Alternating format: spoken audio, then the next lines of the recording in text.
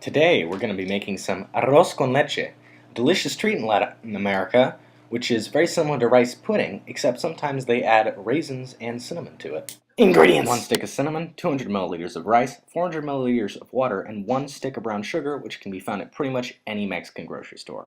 Just some regular white rice we're using for our arroz con leche. Add your rice to a medium-sized pot, then your water, then your stick of cinnamon, and let it cook on low heat for about 5 minutes. Just pour that 200 milliliters of rice into the pot. Water flowing into the rice, dissolving its proteins. Now we are adding 1 stick of cinnamon for delicious flavor. The water acts as sort of an emulsifier between the cinnamon and the rice. The cinnamon dissolves in the water, and then the rice absorbs the water, thus absorbing the cinnamon's taste.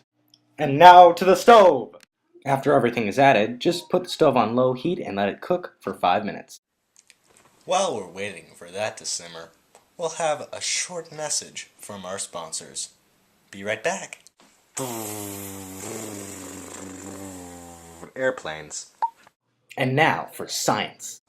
Amylopectin is a protein found commonly in rice and is a very branched out sort of protein. It is found more prominently in this medium grain rice, which is what we are using, and because of the branching out, it allows for a special process called gelatinizing. Essentially, the rice protein gets all tangled up and coagulated and becomes sort of this thick gelatin. As you can see, amylopectin is more branched and thus more likely to coagulate and get tangled. Remember when you mixed that rice with that warm water and then boiled it, and then you got that sticky mess at the end? Instead of that normal cooked rice that you really wanted, essentially what happens is the proteins begin sticking together and making a sort of sticky mass of rice, which makes it perfect for the delicious sticky consistency of our soon-to-be arroz con leche. Now we are pouring 1 can of delicious evaporated milk. 354 milliliters of evaporated milk. Wait about 3 minutes or so for this to get pretty hot, and then you'll add some brown sugar, or in Spanish, piloncillo. Just drop in the piloncillo.